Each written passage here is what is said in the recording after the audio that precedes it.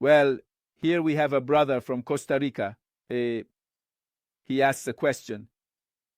How true is it that the Prophet Muhammad was poisoned by a Jewish woman? Let's see. We have three things. What historical references say, what people believe, what was true. There are three things. Each one needs to be explained to you. The sources are different. Some sources say that the Prophet Muhammad, for example, there is a narration from the Prophet of Islam, say, is not one of us, but rather is either poisoned or murdered. This means that the people of the house, the family of the Prophet, and the Prophet himself are all killed in some way, either killed by the edge of a sword or killed by poison. So, since we have not known that the Prophet Muhammad was killed by the edge of a sword, then he was martyred by poison. So we say, look, the Prophet of Islam, according to that narration that comes from him, has surely been martyred. Period. That is a belief. Well, the majority of believers, especially the Shia, believe in it. Some Sunni also hold this belief. In other sources, Shia and Sunni narrate a story that in the 7th year, during the conquest of the Jewish fortress Khaybar, a woman brought a piece of the lamb's hand, and then a companion of the Prophet Muhammad ate it and died a couple of days later. The Prophet Muhammad only put it in his mouth and then discarded it. Some traditions now say that the meat began to speak, saying, "O Prophet, I am poisonous." Others say that the Prophet Muhammad received a revelation that it was poisonous and threw it away. Then he asked the woman, "Why did you poison that meat?" She said, "I wanted to know if you are truly a prophet or a false one. Because if he were a good prophet, then you would have to know what is poisonous. If you were a lying person, you had to eat it and die." Then it is how she makes her declaration, which is a testament to her faith, and she converts to Islam. Then no source says that this woman was punished. Nothing. That is that narrative. We consider it a false narrative for three reasons. First, how could it be that in the 7th year the Prophet of Islam said that 3 years pass and he does not suffer from any illnesses? Suddenly, after 3 years, he will have a fever, he will have problems, he will become ill, and he dies. What kind of illness? You think it comes to you and now it doesn't kill you, and it also doesn't leave any consequences? After 3 years, suddenly that poison starts to take effect and kills the Prophet. It's incredible. I can't believe it. That, first of all, and the source of that narration is weak. In the Sunni sources, in the Shia sources. Third, in Islam it is forbidden to eat meat prepared by Christians and Jews. It is prohibited. A Muslim cannot eat meat prepared by a Christian or a Jew. This means that only halal meat is when a Muslim has sacrificed it. Therefore, it is impossible for the Prophet of Islam. He accepted the meat prepared by a Jewish woman. That is to say, it goes against Islamic norms. Therefore, we consider it false. Although it is in the sources, I personally consider it false, completely false. It is in Sunni sources and it is in Shia sources. Although I said it is in the sources, some Muslims believe it, some Muslims believe it, yes, but in reality, I say that it was not. In some other Sunni sources like Bukhari, there is another narration, another story. It says the Prophet was ill, and some of the Prophet's wives, namely Aisha and Hassan, forced him to take medication. Whether the medication was bad or it was something bitter that the Prophet Muhammad did not like or did not want, then they forced the Prophet to eat this when he was asleep, when he was unconscious. Then the Prophet wakes up, regains consciousness. It says, "Who gave me, forced me, made me give that medication." Then He forces all the people of the house to eat that medicine except for his uncle Abbas. Except for his uncle Abbas. And that is not what we are. So some Shia take it and explain it. Well, the sick person does not want to take bitter medicine. Some Shia wanted to take these sources to say that Lady Aisha killed the Prophet of Islam, and that is also false. I will explain. So, to say that, look, who killed the Prophet of Islam? Two wives of the Prophet of Islam, Aisha and Hassan. And some Shia believe this way. The Sunni do not. Two Shia. And the zones explain it. Oh, look, the Prophet Muhammad, when he was on his deathbed, was in a bad mood. I don't know. He said things like Lord Omar told him, he is delirious and all. What is the explanation for why we say these narratives are also falsified? They are lies. First, when we look at the chain of the sources of these narratives, we see people who are untrustworthy, and they are falsified narratives made during the time of the Abbasids.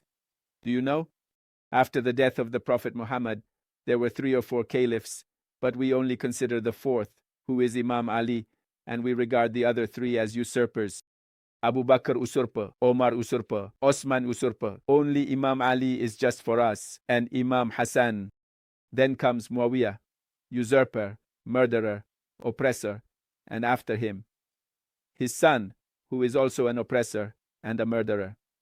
The Umayyads rule for about 5 more than 80 years, and then the Abbasids arrive. The Abbasids remain for about 3 to 4 centuries. During the time of the Abbasids, they wanted to give themselves authenticity, meaning they wanted to claim that their government is legitimate. For this, they wanted to verify or give prestige, to give authority to their founder, or rather to their great-grandfather, who was Abbas, the uncle of the Prophet Muhammad. We consider this person to be a corrupt individual. Abbas, Prophet Muhammad's uncle, is seen as corrupt by us, as he was a friend of Abu Sufyan, the archenemy of the Messenger of God. So, seeing these narratives, which are not just 1 or 2, but many, that they invented during the time of the Abbasids to give authenticity, that is, to verify, no, when they grant a license, when they want to say that something is true, to say that this is to give acceptance. Excuse me, I don't know how to explain it, but to say that the coming of the Saba'ites was predicted by the Prophet, affirmed by the Prophet, and that the Prophet of Islam considered it a true government. Do you understand? We also consider that false for many reasons. First, because of the chain of narration. Secondly, it considers the Prophet of Islam, who was an infallible man, as a crazy person, as a person. It wakes you up and says you have to force everyone to take the medication. That is oppression. That is madness. How can you force everyone to take a medication? It's that you are angry because you are sick. And this justification that the Zonitas give is to discredit the Prophet, discrediting the Prophet, defaming the Prophet, saying that the Prophet gets upset and says everyone has to take the medicine. Only a madman would say that. We say it is a fabricated narration to cover up the wrong that Omar ibn Khattab did when the Prophet of Islam wanted to write his will, stating that Imam Ali is my successor. Omar said he is delirious. They want to imply that on other occasions, the Prophet of Islam was also delirious. How, in that, it is madness for you to say that everyone has to take the medicine. It's crazy. And only you are going to disappoint by saying that Abbas is a good person, only for the Abbas to come to power, right? So we have totally falsified for these reasons. The Prophet of Islam is a just man. He is a wise man. Even on his deathbed, he is extremely wise. Such a wise man would never do such a thing. That is why we say it is a fabrication from the time of the Abbasids. Therefore, we do not accept those narratives either. Thus, in the sources, we have 2 cases explained regarding the death of the Prophet Muhammad. Poisoning by the Jewish woman is completely false. That I consider to be the reality. poisoning by these two women in this narrative is false. So who? But this source that the Prophet Muhammad says, we will all die either martyred by the edge of the sword or by poison, that is indeed true for us. So, surely the Prophet of Islam has been martyred, but by whom? We do not know. The Prophet of Islam has surely been martyred, but by whom? We do not know. We do not know. It may be that the Jews do not know. The hypocrites who accompanied him among the companions of Islam were hypocrites who were enemies of the Prophet of Islam. It could be because these enemies, on the return from the Battle of Tabuk, wanted to kill and assassinate the Prophet of Islam, and they could not. That is to say, there were attempts to kill the Prophet of Islam. We even know the names. In a narration from Jodaifa, who is trustworthy to us, he names many who will be the caliphs in the future. Among them are those who signed a pact to kill the Prophet Muhammad and also to kill Imam Ali. We consider them to have never had faith before, but indeed they killed the Prophet. In what time and under what events, we do not know. That is to say, were there attempts to attack the proletariat? Yes. By the companions? Yes. By the Jews? Yes. But we do not know how and when he was killed. We only know that the proletariat became ill and died. But where does that illness come from? We do not know. That is all. And when will we know? With the coming of Imam Mahdi. One of the things Imam Mahdi will tell us is who killed the Prophet Muhammad. It will also tell us who killed Abu Bakr. Abu Bakr also died, poisoned, and in the last 2 weeks of Abu Bakr's life, he was not allowed to go and speak to the people. Abu Bakr was in his house under the control of Umar and others. They did not allow Abu Bakr to communicate with the people. So, who gave him poison? I personally consider it a work of Lord Omar ibn Khattab, along with the Umayyads, who wanted to eliminate Abu Bakr, because Abu Bakr did not make space for Omar. Some historical narratives affirm this. And who killed Omar? Apparently, it is said that the assassination of Lord Omar ibn Khattab was by a person named Abu Lolo, who was a Persian slave. But, in reality, he was a slave of Lord Mughira. And Mughira was an ally of the Umayyads.